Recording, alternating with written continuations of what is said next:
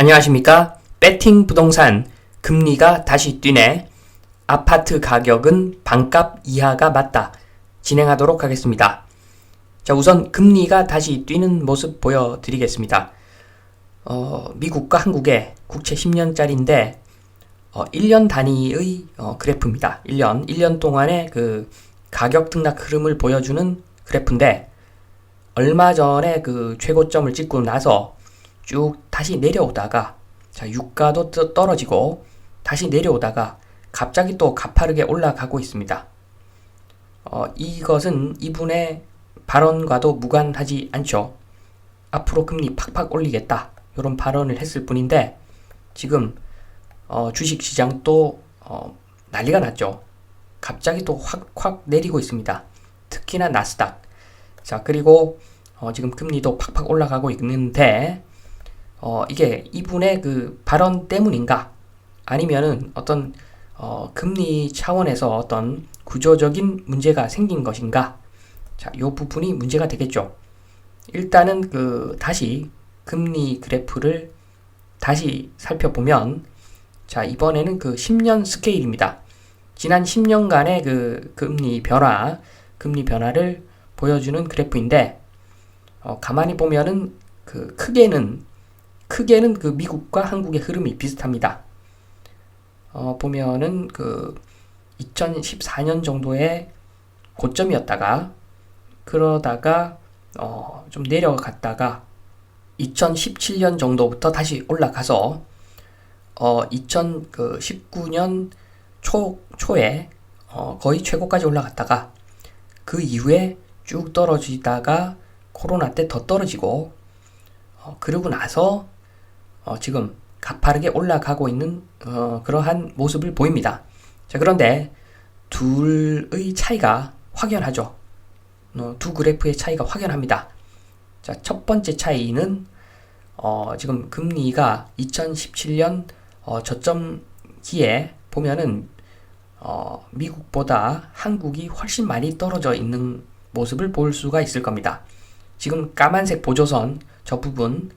자, 그리고 2019년 초에 금리가 좀 올라갔을 때 우리는 약간 올라갔고 미국은 많이 올라갔습니다. 자, 그러니까 2017년에서 2019년 2016, 17, 18, 19년 정도가 굉장히 차이가 나죠. 전반적으로 우리나라 금리가 수준이 낮았습니다. 자, 여기서 이 부분을 다르게 한번 표시해 보겠습니다. 자, 미국 같은 경우에 어떻게 보면은 코로나 전까지는 금리가 횡보했다 이렇게 표현이 되는데 자, 우리나라는 2014년부터 자, 지금까지 계속 하향을 하다가 지금까지가 아니라 코로나 터질 때까지 계속 금리가 하향을 하다가 자, 그러고 나서 지금 최근에 와서 금리가 가파르게 올라가는 모습. 자, 요런 모습이죠. 그래서 코로나 터지기 전까지 이 그래프를 보면 알 수 있겠지만 자, 미국 같은 경우에 코로나 터지기 전에는 주택 가격 잠잠했습니다. 잠잠했고 우리나라 같은 경우에는 잘 아시겠지만 코로나 터지기 전부터 2014년부터 코로나 터지기 전까지 벌써 불장이었죠. 벌써 불장이었다가 코로나 때 한 단계 더 뛰어오르는 어떤 그런 형태의 가격 동향을 보였습니다. 그래서 좀 다르죠. 첫 번째로 미국과 한국 주택 시장의 흐름. 미국은 코로나 터지기 전에 거의 안 오르다가 코로나 이후 2년간 바짝 올랐죠. 자, 한국은 코로나 터지기 전에 널뛰기를 하다가 코로나 이후에 2년간 펄펄 날았습니다. 자, 그래서 엄청난 차이가 있는 거죠. 엄청난 차이가 있는 겁니다. 더 올라갈 것도 없는데 다른 나라 따라서 한 번 더 올라간 경우하고 코로나 때 잠시 올랐다가 지금 제자리 가는 것하고 확연한 차이가 있습니다. 자, 최근에 다시 올라가고 있는 어떤 금리. 자, 이 부분에 대한 성격을 파악하기 위한 어떤 단서를 제공하는 것이 자, 요 기사입니다. 바이든 전기차 미국 내 생산 또 강조해서 인플레법 발의하는 바람에 한국이 차별을 받아서 어떡하나 난리죠 난리. 지금 현대차 요구하는 사람도 있고 그것도 몰랐냐고 국가 요구하는 사람, 우리 정부 요구하는 사람도 많습니다. 해줄 거 다 해주고 뒤통수 맞았다 뭐 이런 이야기인데 현대차, 기아차, 전기차 보조금을 받는 차종이 지금 현재 한 대도 없다. 한 대도 선정되지 않았다. 자, 이것 때문에 지금 난립니다. 뉴스가.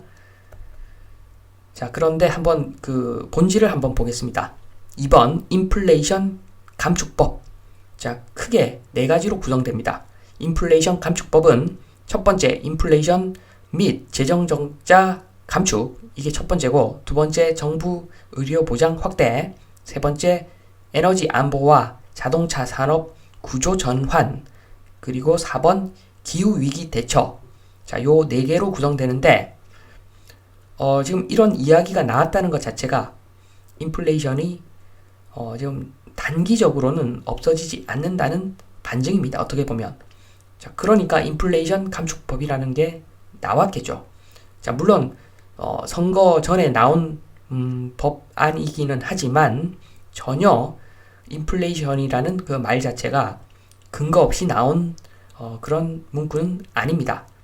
자, 인플레이션 감축법을 쭉 보면은 결국에는 금리하고 관련된 것은 1번하고 3번입니다. 1번하고 3번.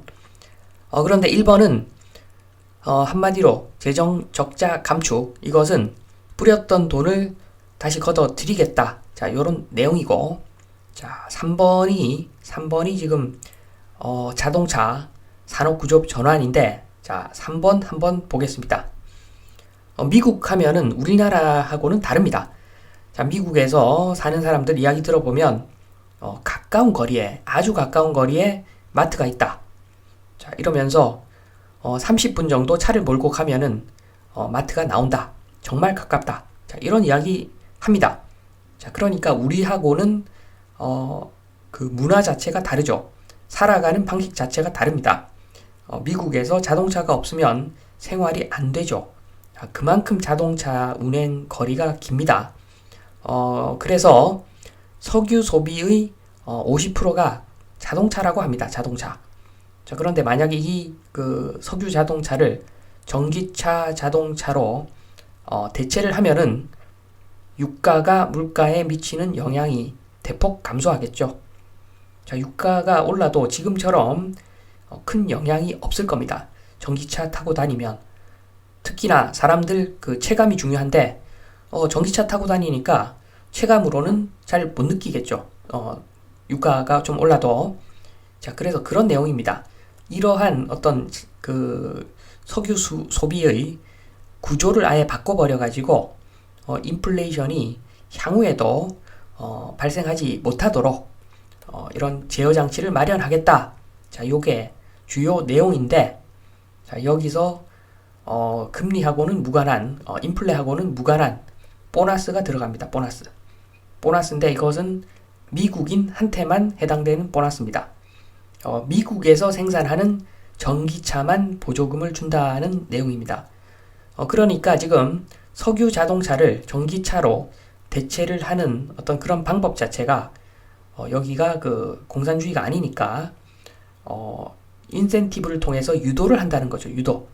보조금을 지급을 하면은 전기차를 많이 살 것이고, 그러면 자연스럽게 전기차로 구조가 바뀔 것이다. 자, 요런 건데 우리나라 입장에서 좀 뼈아픈 것은 이 전기차 보조금을 주는 차종에 우리나라 차가 한 대도 포함되지 않았다는 점이죠.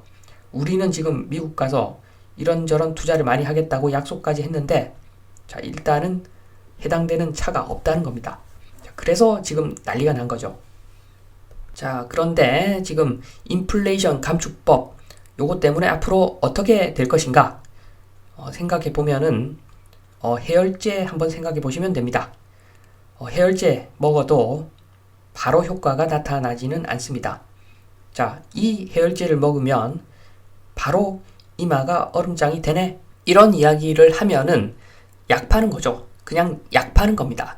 자, 그래서 인플레이션 감축법 효과 한번 보시면 일단은 그 미국 내에서 생산한다. 자, 요것은 원가 상승 요인입니다. 사람들이 왜 미국에서 생산을 안 하겠습니까? 비용이 크게 드니까 안 하는 것일 것인데, 지금 인플레 감축법 때문에 미국에서 생산을 하게 되고, 그러면 원가가 올라가고, 자, 판매가도 올라가겠죠. 거기에다가 그 미국인 소득 증대 효과까지 있겠죠. 자, 그러면 자연스럽게 몇 년간은 인플레를 오히려 자극하는 요인이 될 수가 있는 거죠. 그래서 욕을 많이 합니다. 사람들 인플레 감축법이라고 해놓고서 미국 자기들만 지금 이 위기를 탈출하겠다, 잘 먹고 잘 살겠다. 자, 그런 법안이 인플레 감축법이 아닌가 비판을 받고 있는데 이런 말 있죠. 오야 마음이다. 자, 오야 마음, 세계 패권을 가지고 있는 그 사람들 마음이겠죠. 우리도 패권 갖고 있으면 그렇게 하겠죠. 자, 그래서 일단 몇 년간은 인플레 오히려 자극할 수가 있다. 자, 그리고 충분히 전기차가 보급된 시점에서 인플레이션 감축 효과가 나타나겠죠. 자, 그렇기 때문에 중요한 것은 몇 년간 인플레 자극 요인이 있다는 겁니다. 그래서 당분간은 금리가 이 상태에서 머무를 확률이 굉장히 지금 높아졌습니다. 여러 가지 정황상, 자, 전쟁 요인도 있고, 세계 각국이 자기들만 먹고 살겠다, 그런 분위기로 바뀐 어떤 그런 부분도 크고, 자, 여러 가지로 지금 금리는 쉽게 내려올 분위기가 아닙니다, 이제. 자, 그래서 다시 미국 국채 10년짜리 한번 다시 보겠습니다. 지금은 내려갔다가 코로나 이후에 급속도로 올라와 있는데, 자, 급속도로 올라간 만큼 여러 가지 어떤 유가라든가 요인이 제거되면은 다시 내려갈 것이다, 이렇게 전망하기도 하지만 인플레이션 감축 법안까지 좀 이상한 형태로 나타나면서 아마 몇 년간은 아마 이 금리 상태가 어느 정도 유지될 것이라고 생각이 됩니다. 자, 그러면 이제 본론이죠. 4번 집값 어떻게 되나? 지금 파란색이 미국이고 빨간색이 한국이고, 지금 바닥 수준, 탁자 수준, 천장 수준이 있는데, 자, 바닥 수준이 정상인 겁니다. 집이 지면에 붙어 있어야지 그게 집이지, 바닥에 붙어 있는 것이 집이다. 자, 요렇게 보시면 되는데, 미국 같은 경우에는 2008년 리만 사태 이후에 굉장히 바닥에 붙어서 안정적으로 가격이 유지가 되었다가 코로나 때 바짝 그냥 그 2년간 올랐던 것이 지금 급속도로 내려가고 있고, 그래서 미국은 대략적으로 지금 다시 바닥 수준에 붙을 것이라고 추정이 되는데, 우리나라는 아파트 오히려 국가에서 막 부양을 하다 보니까 제가 어떻게 된다고 사실 잘 모르겠습니다. 확신할 수 없는 게 정부가 시장에 개입을 너무 많이 하기 때문에 가격을 또 예전처럼 들어 올리려고 노력을 하면은 또 일정 부분 들어 올라가기 때문에, 자, 그 부분이 불확실해서 제가 예측이 잘 안 되지만, 자, 그렇지만 지금 보면은 바닥에서 계속 엄청나게 올라왔죠. 엄청나게 올라가다가 코로나 때 한 번 더 널뛰기를 해서 천장 뚫었죠. 천장 뚫었다가 지금 급속도로 내려가고 있는데, 이제 조만간 탁자 수준까지는 올 것 같은데, 그 이유는 모르겠습니다. 그 이유는 국가에서 여러 가지 어떤 정책들을 내놓는데, 그 방향들이 자세히 보면은 집값을 부추기는 방향으로 계속 그렇게 움직여 왔기 때문에 지금까지 요 집값이 어떻게 될지는 잘 모르겠습니다. 자, 소비자, 국민들이 똑똑해지면은 바닥까지 붙을 것이고, 국민들이 정부에 휘둘리면 여전히 최소 탁자 이상 수준은 갈 것이고, 자, 그렇게 보여집니다. 자, 그래서 좀 정리를 하면은 단독주택은 실거주 시장이죠. 실거주 시장. 자, 그래서 단독주택도 사실 오르긴 올랐는데 상대적으로 아파트에 비해서는 많이 오르지는 않았고, 그래서 많이 떨어지지도 않을 것 같습니다. 충격이 좀 덜하고, 물론 떨어지겠죠. 지금 호가들 보면은 높은 수준이니까 거래는 안 돼도. 자, 그리고 2번, 아파트는 돈 내고 돈 먹기 시장입니다. 특정 지역에 유사 평수 아파트가 너무 많습니다. 뭐 10,000채 정도 있죠, 보통. 자, 그래서 한 건만 거래가 돼도 천장 찍기도 하고 바닥 찍기도 하는 것이 그 아파트의 구조입니다. 그러니까 비슷비슷한 물건들이 너무너무 많아서 한 건만 거래가 되면은 그게 기준이 되어 버리는 거죠. 자, 그래서 미친 듯이 올랐듯이 미친 듯이 내릴 수도 있다. PIR 20. 자, 그리고 임대 수익률 1%대. 말이 되지 않죠. 말이 되지 않아서 제가 봤을 때는 제가 어떤 수치에 의한 계산을 통해서 봤을 때는 원칙적으로 한 4분의 1까지 떨어지는 것이 맞는데 시장이 미쳤죠. 시장이 미쳤습니다. 우리나라 시장이 미쳐가지고 좀 전에 말씀드린 대로 어떤 이상한 정부가 나타나서 임대 수익률은 0.1% 정도가 적정하다. 자, 계속 오르는 것이 집인데 임대 수익률이 0.1%면 되는 것이지. 자, 이렇게 들고 나오면 할 말 없습니다. 자, 그러면 또 10배 올라가는 겁니다. 자, 국가가 정상적인 국가다라고 하면은 그런 일이 일어나지 않는데 지난 5년간 어떤 가격의 동향을 봤을 때는 거의 주택시장만 봤을 때는 여기는 정상적인 국가가 아닙니다. 주택시장만 봤을 때는 국가가 더 날뛰어서 부추기고 이런 나라가 어디 있습니까? 자, 그래서 제가 봤을 때는 어떤 예측할 수는 없는데 왜냐하면 국가가 너무 개입을 많이 해서 그러나 정상적인 국가라면 그리고 국민이 좀 부동산에 대한 어떤 시각, 부동산에 대한 눈이 좀 트인다면 아마 크게는 4분의 1 수준까지도 떨어질 수가 있다. 자, 그러니까 아마 최소 반값까지는 떨어질 것이라고 저는 보는데, 자, 누가 알겠습니까? 말씀드렸듯이 한국은 정부가 이상합니다. 주택 관련 정책이 정부가 너무너무 이상합니다. 자, 그래서 잘 모르겠으나 정상적인 상황이라면 아파트 가격은 반값 이하까지는 거의 떨어질 것 같다. 자, 이런 말씀을 드리면서 이만 마치겠습니다. 감사합니다.